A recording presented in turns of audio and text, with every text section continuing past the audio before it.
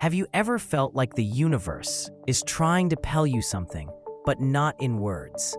A coincidence that feels too specific, a number that keeps showing up, a pattern you just can't explain, but also can't ignore. What if I told you the universe is communicating, but it's using a language we were never taught to hear? Here's the thing, maybe the biggest illusion of our existence is believing that the silence out there is just silence, when in fact, it might be a kind of speech, a message coded in shapes, repetitions, geometries, and symbols that appear everywhere, from crystals under our feet to galaxies spinning in the sky. Have you noticed that? What if those patterns aren't just random? What if they're the secret language of a system trying to tell you something right now? This video isn't about religion or conspiracy theories. It's about learning how to see. Today, we're diving into sacred geometry, universal number codes, ancient archetypes. And after this, you might never see the universe the same way again. If that sparks something in you, if you feel like there's something out there waiting to be uncovered, subscribe to the channel and hit the bell. YouTube only shows content like this if you tell it you want more. Let's open our eyes, because the universe might be whispering. The real question is, are you ready to listen? The idea that the universe has its own language might sound poetic, but surprisingly, it's closer to science than we think. Since ancient times, cultures all over the world have noticed recurring patterns in nature.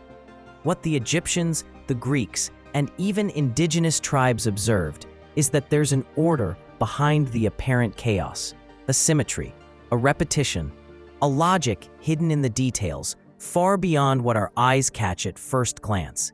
And when we look closer, we find something strange. The same language shows up everywhere, in seashells, in galaxies, in the petals of flowers, in the proportions of the human body, and even in numbers. Why does the Fibonacci sequence, for instance, appear in so many living forms? Why does pi, a number that goes on forever, perfectly describe everything from the simplest circle to the orbit of planets? Is it just coincidence? Or are we surrounded by a symbolic language, trying to show us that everything is connected? Maybe the universe isn't trying to convince us of anything, but maybe it's leaving clues. And if we learn how to read those clues, we might start to understand something much bigger, something beyond the visible. And what about you? Have you ever experienced strange patterns? Ever seen a number repeat itself during important moments? Ever felt like something wasn't just coincidence? Drop your story in the comments, because this video will give you tools to finally see what's been right in front of you all along. Let's start with a simple but uncomfortable question. What exactly is real? It's easy to assume that what we see, hear, and touch is what exists. But science has already shown that our perception is limited. Our eyes only capture a tiny slice of the light spectrum. Our ears hear only a narrow band of frequencies. Everything we call reality is actually a translation, a filtered interpretation created by our brain. What if the world you know is just the surface? Picture the universe like a text, a book full of hidden messages. But if you don't know the language, all you see are random scribbles. Now think about this. Why do certain shapes and proportions show up everywhere? The Fibonacci sequence appears in flowers, fruits, galaxies. The golden ratio shows up in the human body, in DNA, in ocean waves. And these patterns weren't designed by humans. They're spontaneous, natural, universal. The question no one dares to ask is, why? Why does the universe organize itself with such mathematical precision? Einstein once said, "The most incomprehensible thing about the universe is that it is comprehensible." That sounds beautiful, but it's also disturbing, because it implies there's structural intelligence behind reality. Let's pause. Imagine you open a book at random and realize every word is arranged in a logical code. every sentence hides an equation. Would you still call that random? Or would you start to wonder, who wrote this? The pattern isn't the exception, it's the rule. And if there's pattern, there might be intention. Let's go further. If the universe has a language, maybe it's trying to communicate something. But to whom? Now it gets interesting. Carl Jung talked about synchronicity, those absurd coincidences that are just too perfect to be chance. Like thinking about a song and hearing it play. Dreaming about someone you haven't seen in years, and they call you the next day. Traditional science dismisses that as confirmation bias. But the real question isn't whether it's scientifically provable. The real question is, why do these moments feel so meaningful? Because deep down, we feel they do mean something. What if that's part of the universe's language? A way of guiding you, challenging you, waking you up. Maybe the universe speaks in symbols, not like an external being, but as a system that you are part of, a living organism speaking to itself. Through patterns, repetitions, and archetypes. Which brings us to the next piece of this puzzle, archetypes. Have you noticed how certain characters appear in every story? The hero, the wise old man, the traitor, the messenger. These aren't just movie cliches. They're deep structures of the human psyche, symbolic forms that transcend cultures, religions, centuries, and still resonate. But why? Jung said archetypes express the collective unconscious, and Joseph Campbell showed how the hero's journey shows up everywhere, from ancient myths to Star Wars. Something in us recognizes those patterns as true, even if we've never studied them. What if the universe is using these symbols to talk to you? Maybe the stories that touch you the most, the films that move you, the people who inspire you, are reflecting a hidden message, a symbolic reminder of who you are and who you could become. Quick reset, deep breath, because so far you might be feeling something between fascination and vertigo. This is the pause we need. Because now we're stepping into the most enigmatic part, numbers. We've been taught that numbers are just abstractions, but in many ancient traditions, there's so much more. Pythagoras, for example, believed numbers were the true essences of the universe, and that everything, absolutely everything, could be reduced to numeric proportions.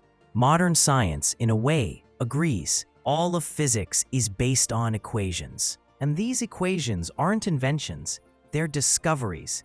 That means the universe obeys these rules, like a software running in the background. Now really think about this. If there's a code that governs gravity, light, time, then there's a structure behind reality. And what do we call a structure that uses code to keep a system running? A communication system. Maybe the universe doesn't care about giving you answers, but it is provoking you to ask better questions. And every time you see a pattern, a symbol, a coincidence, it's like something is whispering. Are you paying attention?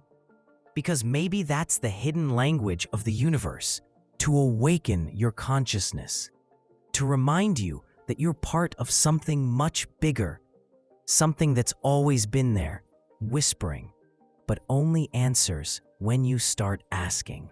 Now, if everything we've said so far is true, if there really is a symbolic, mathematical, and archetypal language behind reality, then here comes the most provocative question. Why do only some people notice it? Why do some ignore repeating numbers while others feel their signs? Why do many go through life without seeing patterns while others feel like something is trying to talk to them? This is where a rarely discussed but powerful concept comes in. Level of consciousness. Maybe the universe is broadcasting signals all the time, but only those tuned in receive them. Like a radio, the waves are there, but if you're not on the right frequency, you hear nothing. So what is this tuning? It's your capacity to observe, to pay attention, to doubt the obvious, to question what's been labeled normal. Because when you start doing that, something shifts. you begin to realize the world isn't just what you see. There's an invisible layer operating in parallel. And suddenly, coincidences become messages. Patterns become codes. The stories you live start to feel like metaphors. But wait, this doesn't mean everything has some deep meaning. This isn't about paranoia. It's about expanded perception, about understanding that reality is layered, and you can access those layers if you're willing to look beyond the surface. Let's pause for a quick mental exercise. Think of a powerful moment in your life, maybe a turning point, a loss, a meeting. Now ask yourself, was there a pattern, a number, a phrase that echoed, something that looking back feels like a sign? If yes, that doesn't prove the universe was talking to you, but maybe it shows you've started listening, and that changes everything. Because from that moment, you're no longer just a passenger of existence. You become a co-creator, someone who doesn't just live, but interprets, someone who reads the signs and responds, someone who dances with the mystery instead of running from it. That's the shift. And now we arrive at sacred geometry, perhaps one of the most breathtaking expressions of this universal language. What is sacred geometry? It's the study of shapes and proportions that repeat in everything, from atoms to galaxies. But beyond being beautiful, these forms have mathematical properties that defy logic. The Metatron's cube, the flower of love, the Merkaba. These symbols appear in ancient civilizations that never even contacted each other. How is that possible? Maybe because these shapes don't belong to any one culture. They belong to the universe itself. They're like letters of a cosmic alphabet. And why does that matter? Because if you begin to explore these forms, not as superstition, but as phenomena, you'll realize something mind-blowing. They're in you. Your body, your cells, your breath, your heartbeat, all follow geometric patterns. That means you're not just in an organized universe. You are that organization. The language of the universe isn't out there. It's within. And once you realize that, the way you live changes. You start seeing meaning where there once was chaos. You feel connection where you used to feel separation. You realize you're not an outsider trying to decode an external system, but a piece of that system remembering itself. And maybe that's what awakening truly means. Realizing you've always been surrounded by messages, but only now you've started reading them. If the universe really does have a language, through patterns, symbols, numbers, and archetypes, then an unavoidable question arises.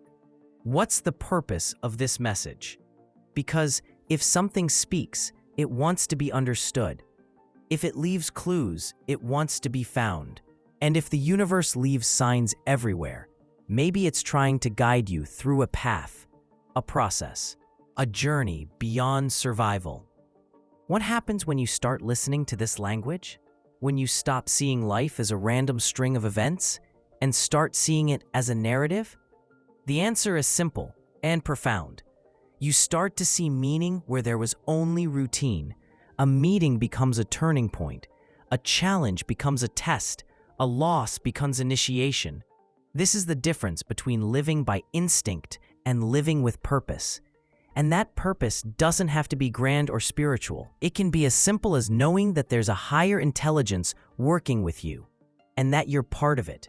You're not separate from the universe. You're the part that woke up. Think of how many signs you've ignored.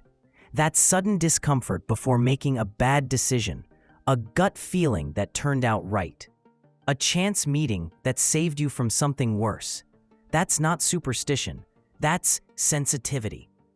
It's like reality is programmed to respond to your awareness. The more you observe, the more it reveals. The more you listen, the more it speaks. And this isn't romanticism, it's quantum physics. The observer affects the outcome. The presence of consciousness changes the behavior of matter. This has been proven in the lab. In other words, the universe responds to your presence. Now, take a deep breath, because what comes next might shift everything. If the universe responds to you, then your choices aren't neutral. Your thoughts, your attention, your intention, they're all ways of dialoguing with reality.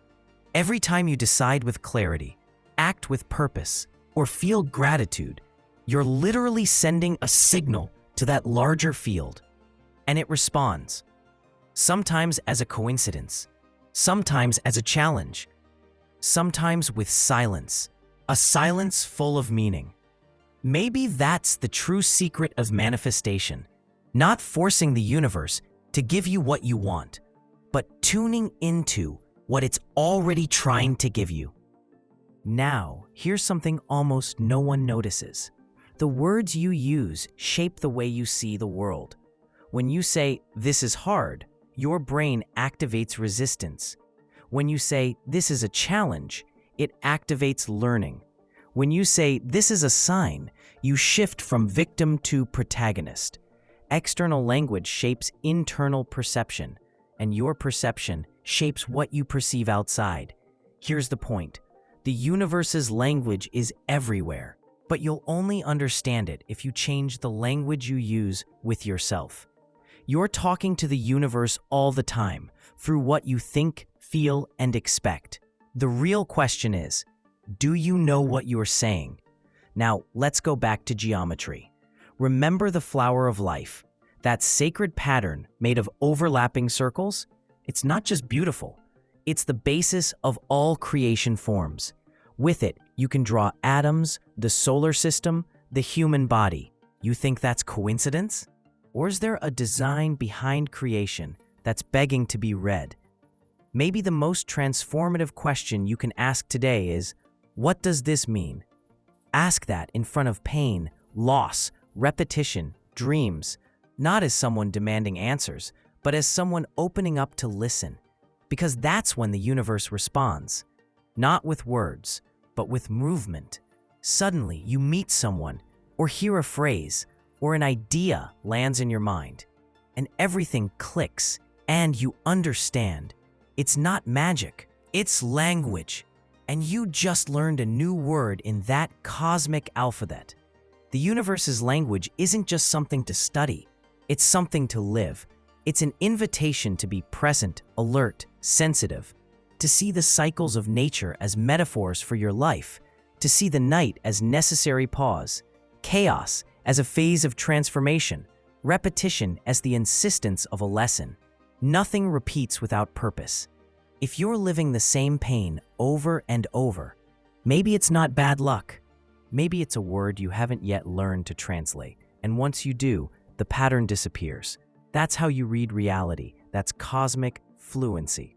But there's another layer, because this language isn't just for you, it's for all of us. The universe speaks to each person in a unique way, but we're all part of the same poem. And what happens when many people start reading that poem together? Reality shifts. Groups create chains of synchronicity. Improbable events stack up. Collective movements rise from the invisible. It's like the language gains a body and consciousness, critical mass. That's the power of symbols, myths, and stories that move millions. When thousands feel the same thing at the same time, the field changes. And maybe that's why ancient cultures treated their symbols so carefully. They knew whoever controls language controls reality. Today, we live in a world flooded with empty words, worn-out symbols, language disconnected from meaning. And that's why we're confused, lost, blind. The cure isn't new words. It's rediscovering the meaning of the old ones. Words like soul, destiny, truth, prayer. They're not obsolete. They've just been emptied. We need to return to them with new eyes, because inside them, the universe speaks loud. And now you might be wondering, if all of this is true, why doesn't anyone talk about it? Why didn't we learn this in school? Why do we spend our entire lives surrounded by symbols, patterns, and messages, without ever being taught how to notice them? The answer is uncomfortable, but necessary. Because a mind that sees patterns is free, and a free mind is hard to control. Have you noticed how everything around you, ads, media, social platforms, is designed to capture your attention? And that attention is always directed outward, toward the immediate, the superficial. That's no coincidence. It's mass distraction. Because the less you look inward, the less you notice the language happening around you. The chaos you feel isn't your fault. It's a symptom of a culture disconnected from the symbolic, a world that has lost its connection to deep meaning. But that can change, and it begins with one simple choice: to observe. Observe what repeats, what stands out, what returns in different forms, because that's where the language appears. And when you begin to observe, the world changes color. Repeating numbers aren't just numbers anymore. Dreams aren't just your mind. Words that hit you start to echo inside.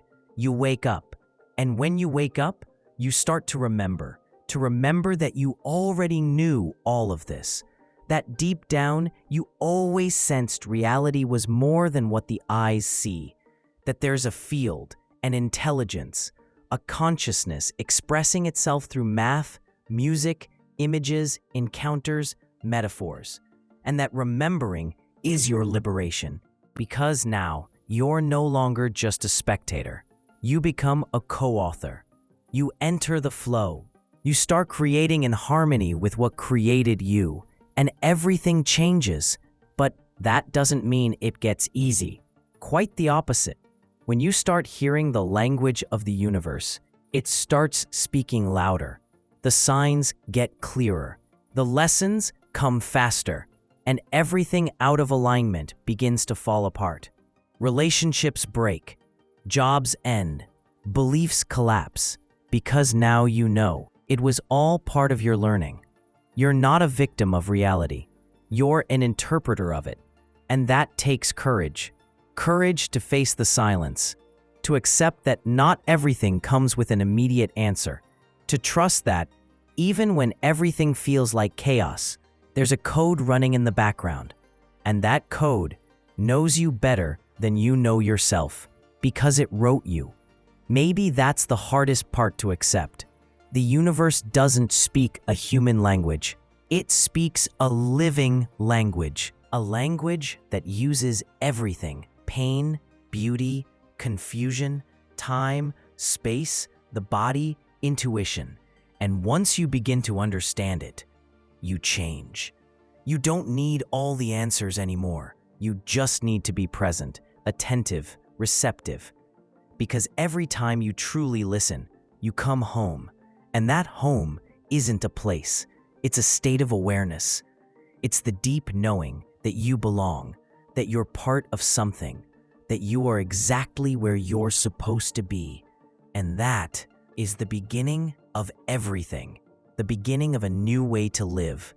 A life where you don't escape reality, you read reality, where you don't control everything but align with everything, where you don't need to mentally understand it all, because now you're listening with the heart. Maybe this is the final message of the invisible language. You are the text being written, and at the same time, you are the author writing.